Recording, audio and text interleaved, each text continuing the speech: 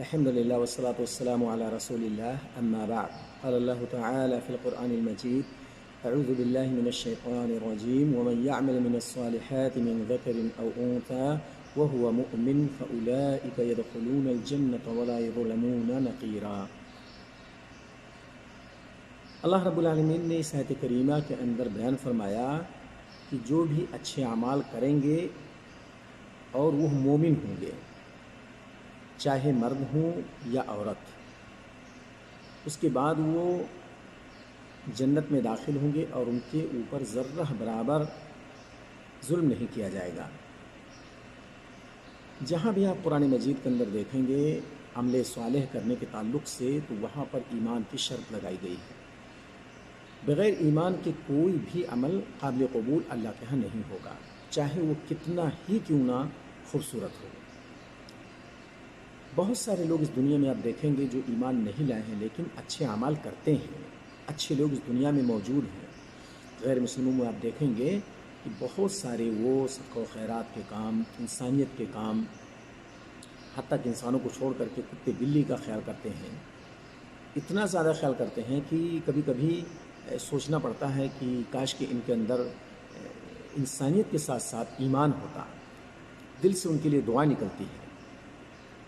ہم اور آپ خوش نصیب ہیں کہ اللہ رب العالمین نے ہمیں ایمان کی دولت سے نوازا ہے،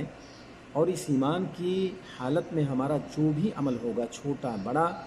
اللہ رب العالمین اس کو قدر کی نگاہ سے دیکھے گا، اور اسی ایمان کی بدولت اللہ رب العالمین ہمیں جنت میں داخل کرے گا۔ اللہ نے فرمایا کہ بغیر کسی ظلم کے وَلَا يُظْلَمُونَ نَقِيرًا، ان پر ذرہ برابر ظلم نہیں کیا جائے گا، یعنی جو جنت کے اندر جس جگہ کے مستحق ہوں گے، بغیر نقص کے، بغیر کمی کے ان کو اس مقام تک پہنچا دیا جائے گا۔ نقیر کہتے ہیں کھجور کے گچھلی کے اوپر جو چھلکا ہوتا ہے، اس چھلکے کو کہا جاتا ہے، یعنی اتنی باریک چیز کو مثال کے طور پر اللہ رب العالمین نے رکھا کہ جب اس پوزیشن میں ایک شخص آئے گا ایمان کی حالت میں اچھے اعمال کر کے، تو اس کے اوپر اتنا بھی ظلم نہیں ہوگا، بلکہ جتنا وہ مستحق ہوگا جنت کے اندر جس جگہ کا، جس چیز کا، ہم اس کو اس مقام پر پہنچا دیں گے۔ اللہ رب العالمین